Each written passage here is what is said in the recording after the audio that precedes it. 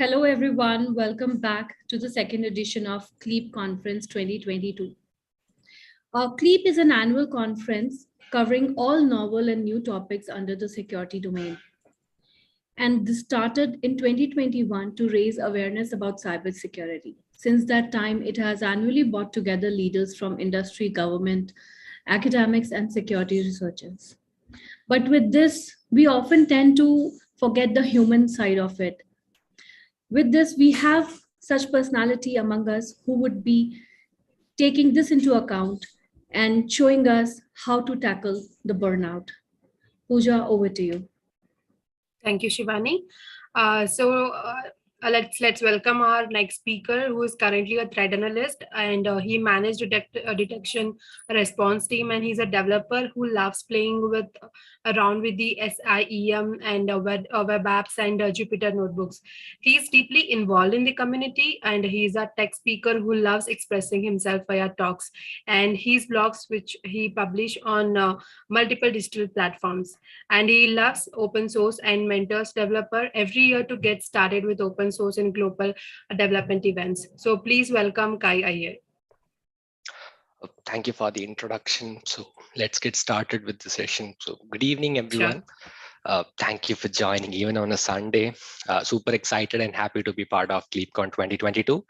So today I'm going to present a session on tackling burnout crisis in the cyber industry.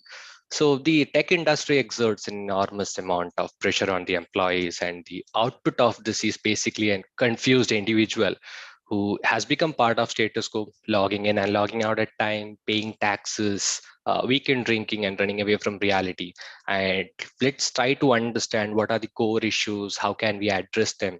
So that's the purpose of the session. So let's get started.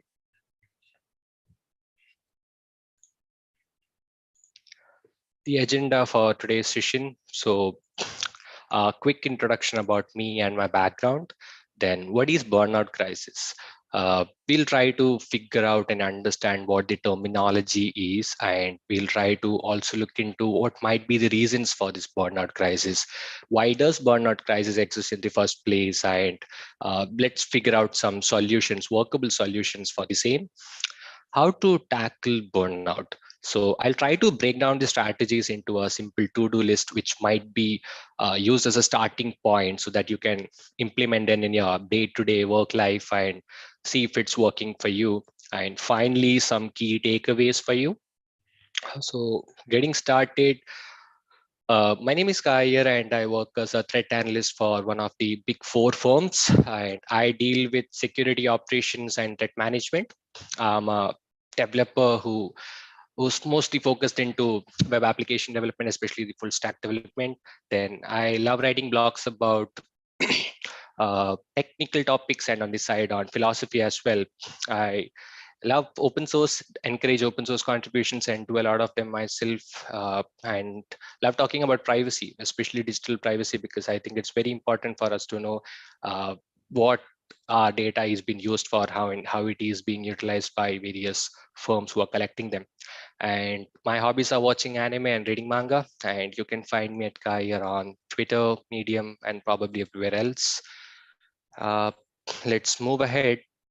So what is burnout crisis?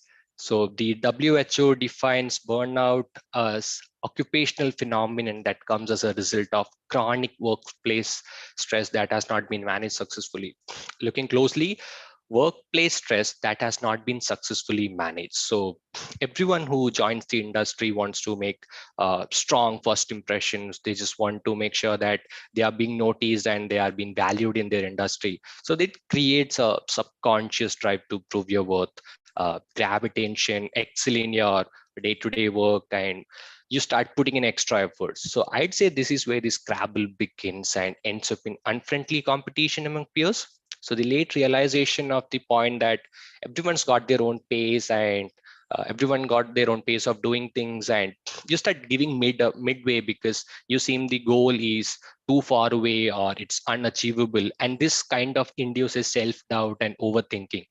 And comparing productivity and this toxic idea that an individual who doesn't clock in extra hours or who don't put in extra efforts isn't sincere enough is the biggest red flag in the industry that gives birth to burnout.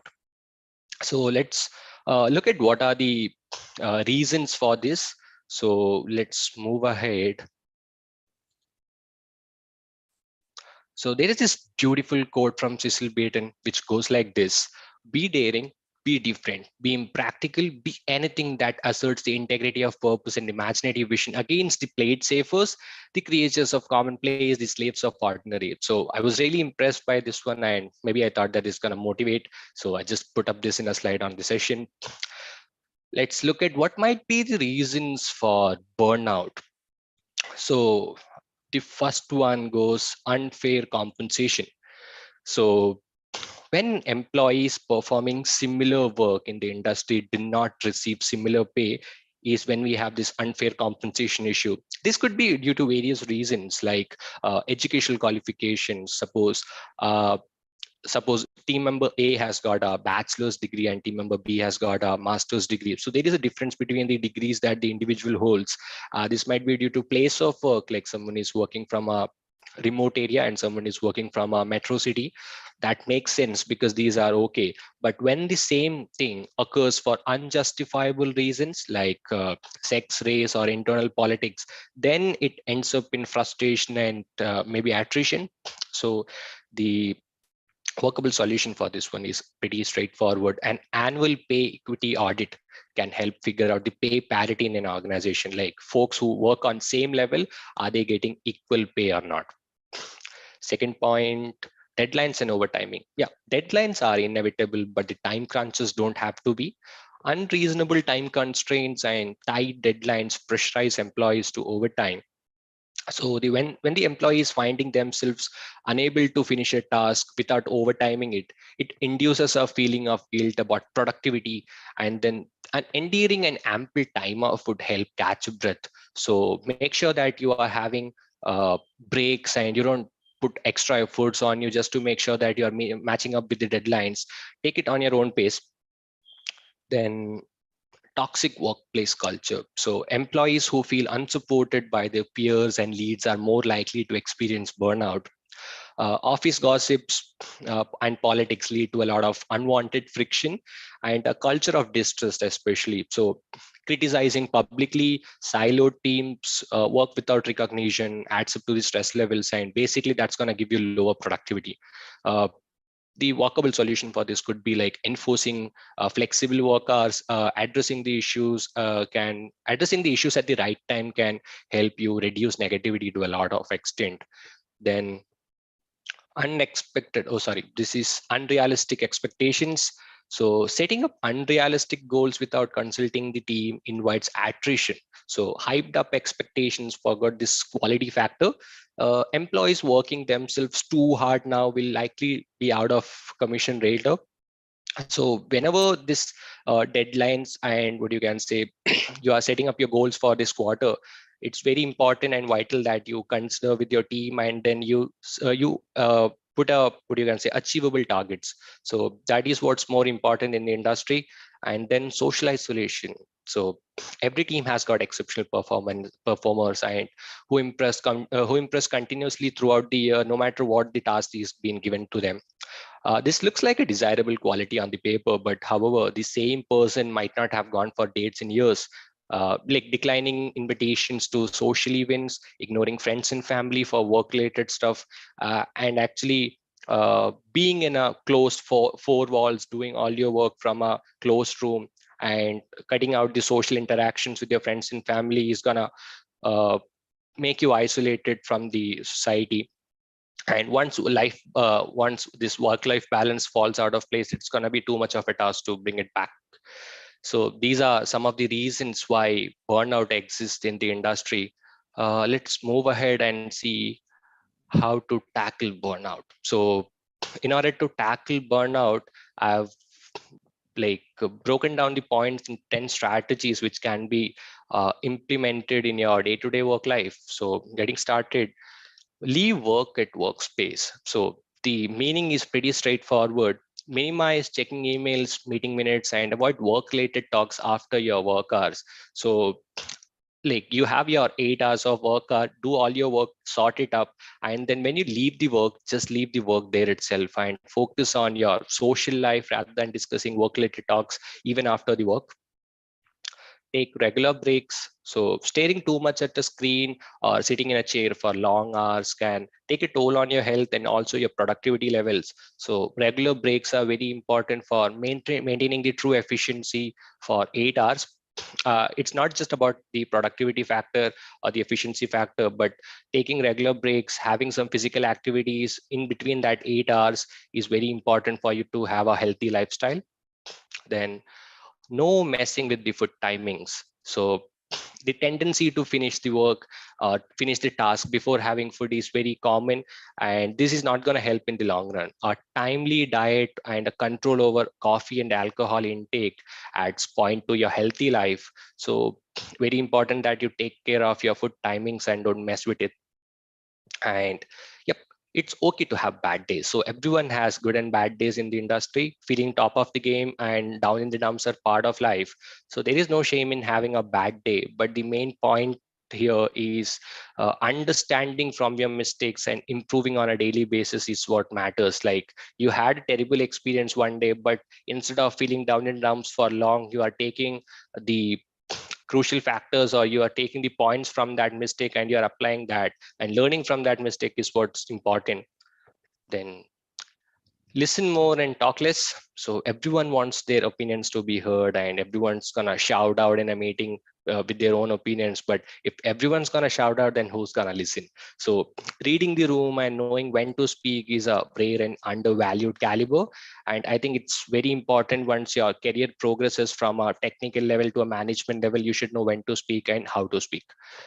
And further ahead, collaboration and constructive criticism. So whenever we are having multiple folks in the team in a meeting, we are going to have diverse ideas and innovation to the plate. How this looks really good because you can have new perspectives, innovation coming in, and do point out improvements, but always welcome constructive criticism as a scope for improvement rather than being offended. Because once you start getting offended when someone's pointing out improvements, then eventually they're going to stop giving you that criticism, and you're gonna, what you can say, close your door to one of the ways in which you can improve. Because a lot of people have got a lot of ideas, and including those ideas or listening to their perspective gives you an added advantage. Talk to peers and leads. Yeah, definitely. So new ideas, personal circumstances, concerns are steered better with multiple brains. Like you've got a concern that you really want to address, or you want to talk with your team lead or manager, just go ahead and do that. Because it's very important that you maintain that transparency factor. There is a limit to what you should say and what you should not, but definitely bring up a concern and talk to your peers and leads, because that's going to help you maintain a really good relation, and that's going to help you in the long run in the industry. And overthinking and creating scenarios in the head is only going to complicate things. So definitely keep things simple, and try to have communication with as much as people as you can in the industry. Then vacation is not for work. Yeah, definitely vacation is not for work, because you are doing your work, earning your salaries and all of that, but you definitely want to take some time off work and spend time with your friends and family. So that's going to help you reevaluate priorities in life. So the things that you could do is avoid work related talks, enjoy some quality productive time with your friends and family without worrying about your projects, your deadlines, your clients. I've seen a lot of folks who check phones and emails even during their vacation time. What's going on in my project? Are there any new notifications or anything of that sort? Uh, I think it's very important to maintain a balance between work and life, and you should know when you should look into the screen or bother about your clients and projects, and when you should just shut that off and focus on your own personal and private life. Then find hobbies and find time for your hobbies and social life. Yeah. So set aside some time for your hobbies and adjust your schedule to balance your work and hobbies, because having fun is very important. Like, you are doing your work and you are very focused, that's well and good, but you have to have some side hobbies that you do for fun. You're just going to enjoy that time, and you're going to have some things other than your main line of work to spend some time, and that's going to make you happy, that's going to give you some sense of satisfaction, and that's very vital for having a long and prosperous life. Then this is something that I highly recommend: solo trip once a year. So traveling solo gives you insights about yourself, and it helps you realize things like, are you doing the right things, are you happy with your life, is this the life that you always wanted? And like, introspection into your own life, and then you are re-evaluating your priorities. So when you go for a solo trip, what I'd highly recommend is a less crowded, away from city, and definitely not a tourist destination. So something like hills, mountains, or forest area are good, because spending time with nature always helps. At least it works out for me. So definitely try this out, and if it works, do let me know. Moving ahead, so the takeaways of this, uh, what you can say, this session would be like the strategies to implement for work-life balance. So we have looked at some of the key points which can be implemented for your, what you can say, for having a balance. And then knowing things and applying things are two different worlds apart, because you might know these are the strategies that I need to implement, but then you are not doing that things. You know the things, but you're not doing that things. So it's very important that you start putting in those efforts, and you're gonna see the, what you can say, difference when you are not uh, putting in those efforts and you are putting in those efforts. So there are some differences that might be there. uh, like, effective ways to nurture a healthy work environment. So removing the red flags is one thing that you could do. Like, bringing in transparency can reduce the negativity to a lot of extent. uh, then acknowledge and address the crisis. So it's not just an individual's fault that he or she is feeling burnt out. The leads and managers especially need to ensure that the problems are addressed as soon as possible. So it's not going to be a one-time job like giving out a paid vacation or a bonus, but it needs to be worked on a daily basis with the team. So the leads and managers, what they could do is having regular conversation with the team, emphasize collaboration over competition. There should be a fair learning system which is going to provide some learning other than the main line of work, then a fair reward system. So like, at the end of the day, everyone works to pay their bills. So the financial thing is very important as well. So you're working all year, and at the end of the year, it's very vital for you to get what you have actually put in. So you are doing some good work, so it definitely makes sense that you have to get a really good hike and bonus and all of that. Then there should be operational transparency. Like, if a new project is kicking in and then you need to have some folks into that, so definitely reach out to everyone in the team, check what are the qualifications, check what are the skill set, and then see if they are really interested to be part of that team or part of that project before just putting it on their head. So having a discussion with the team before making major decisions will definitely help out tackling the negative aspects of the team. And then in order to nurture a better work environment, it's not just a individual's effort, or it's not just a manager's effort, but it's a collaborative effort that has to come from every individual in the team, so that uh, you can discuss out the problems, you can discuss out the scope for improvements, and then you can move ahead, creating really, what you can say, I'd say a healthy environment can only be created if everyone collaborates and everyone puts in efforts equally. Like, there are definitely chances of playing these politics, and there are internal conflicts in every team. But when everyone keeps that aside and focus on what's the right thing to do, then definitely there are various, what you can say, scope for improvements, and you can see a better working condition. recently we have seen that there is a lot number of attrition rate going on, and the burnout in the industry is just over 50%. So the important thing is to acknowledge that, yeah, there is burnout and we need to address those. So I think this is definitely going to help if you're addressing the issues at the right time. Yep. Thank you. That's the quick end of the session. Thank you, Guy, for this presentation, because I think we all deal with the technical stuff so much. We always tend to forget the people part. That is what I started the talk with. And most importantly, I love the part where, the nurturing of new joiners plus the solo trip. I think that was the highlight of the session, which I personally liked, because new joiners are, very naive in the terms. They do not know anything, and correct hand holding and, mentorship and buddy programs will definitely help them flourish. And I'll just check quickly for any questions as such, and then we can call it a session. All right.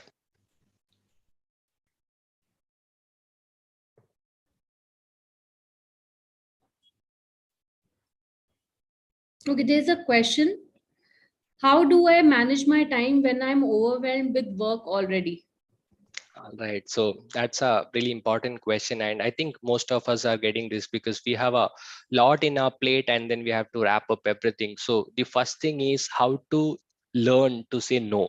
Like when you already know that you have a lot on your plate, and if an additional responsibility or a task is coming your way, you have to say no, because if you are not saying no, it's just going to add up and then you are not going to be able to complete everything. So take what you know that you can complete in a limited amount of time. Suppose you have a project and you very well know that this is going to take 1 month for me to complete.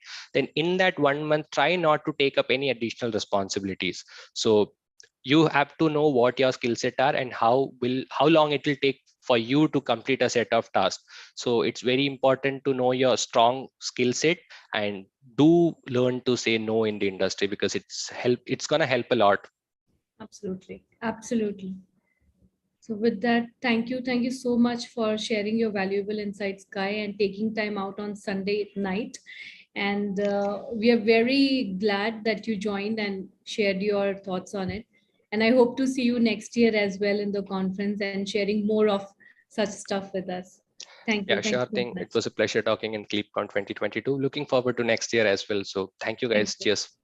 Thank you. Bye-bye.